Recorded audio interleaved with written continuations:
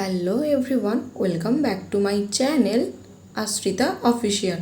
আমার এই চ্যানেলে আপনাদের সবাইকে স্বাগত।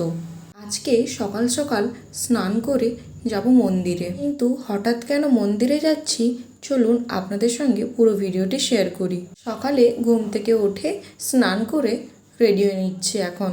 মহালয়ার সকালে আমি একটা খুব খারাপ স্বপ্ন দেখেছিলাম, তাই মনটা অনেক খচখচ করছিল।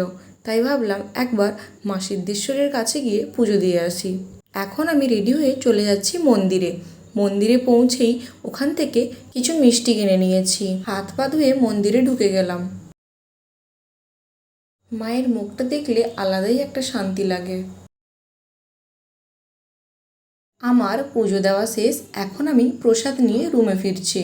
আমার ভিডিওগুলি আপনাদের কেমন লাগে কমেন্টে জানাতে একদমই ভুলবেন না কিন্তু। আর হ্যাঁ, চ্যানেলটাকে সাবস্ক্রাইব করে দেবেন।